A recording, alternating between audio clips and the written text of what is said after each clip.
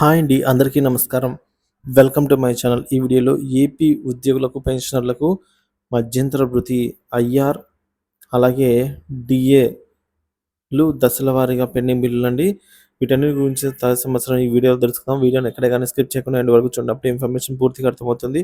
Video చూస్తున్న ప్రతి ఒక్కరు వీడియోకి లైక్ చేయండి ఫ్రెండ్స్. అలాగే ఈ వీడియోని తోటి ఉద్యోగ పెన్షన్ మిత్రులతో అయితే షేర్ చేయండి. కొత్తగా మన ఛానల్ చూస్తున్న వారు సబ్స్క్రైబ్ చేసుకున్నట్లయితే దయచేసి మన ఛానల్ అయితే సబ్స్క్రైబ్ చేసుకోండి. దీని ద్వారా నేను చేసే లేటెస్ట్ వీడియోస్ అన్ని మీ వరకు రీచ్ అవుతాయి. ఆలస్యం చేయకుండా వీడియోలోకి అయితే వెళ్ళిపోదాము. ఫ్రెండ్స్, ఇక ముఖ్యంగా మనం చూసుకున్నట్లయితే అందరికీ నమస్కారం అండి. సో రాష్ట్ర ప్రభుత్వ ఉద్యోగులకు, ఉపాధ్యాయులకు, పెన్షనర్లకు మధ్యంతర భృతి మరియు డిఏలు ప్రకటనకు సంబంధించినటువంటి ఇంపార్టెంట్ అప్డేట్, దశల వారీగా పెండింగ్ బిల్లులు అయితే ఈ వీడియోలో వీటన్నిటి గురించి పూర్తిగా తెలుసుకుందాము. ముందుగా పెండింగ్‌లో ఉన్నటువంటి బిల్లు కూడా జమ అవ్వాలని ఎవరైతే భావిస్తున్నారో వారందరూ కూడా వీడియోని ఒక లైక్ చేయండి. మీ తోటి ఉద్యోగ మిత్రులతో అయితే వీడియోని షేర్ చేయండి. సో ఛానల్ గనుక ఫస్ట్ టైం విజిట్ చేసినట్లయితే తప్పనిసరిగా సబ్స్క్రైబ్ చేసుకోండి ఫ్రెండ్స్. ఇక విషయానికి వచ్చినట్లయితే ఇప్పుడు ఉద్యోగులకు మధ్యంతర భృతిని, డీఏను ప్రకటించడం అని చెప్పి ఇంపార్టెంట్ అప్డేట్ అయితే రావడం జరిగింది.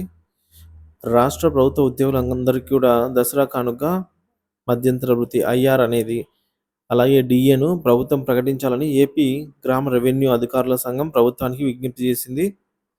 ఈ మేరకు ఆ సంఘం రాష్ట్ర అధ్యక్ష ప్రధాన కార్యదర్శులు భూపతిరాజు, రవీంద్రరాజు, అప్పలనాయుడు శనివారం ఓ ప్రకటన విడుదల చేశారు.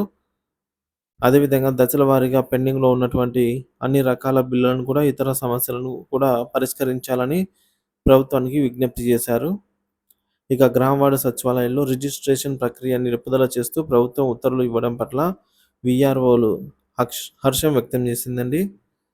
పెండింగ్‌లో ఉన్నటువంటి బిల్లులతో పాటుగా దసరా కానుకగా మధ్యంతర భృతిని 30% వరకు ప్రకటించాల్సిన సమయం వచ్చిందని ఉద్యోగులు అడుగుతున్నారు.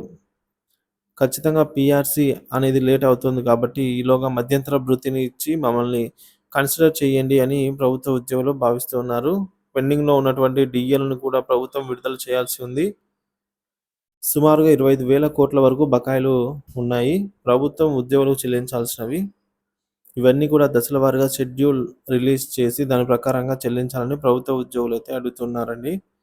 ప్రతి నెల కూడా 1వ తేదీన జీతాలైతే సకాలంలో జమ అవుతున్న నేపథ్యం మనకు తెలిసిందే. సెప్టెంబర్ నెల జీతాలు కూడా అక్టోబర్ 1వ తేదీన జమ చేయడానికి ప్రభుత్వం ఆదేశాలు జారీ చేసింది. ఆర్థిక శాఖ కూడా వీటికి సంబంధించినటువంటి ప్రాసెస్ స్టార్ట్ చేసింది. బిల్లులన్నీ కూడా శరవేగంగా కదులుతూ ఉన్నాయి.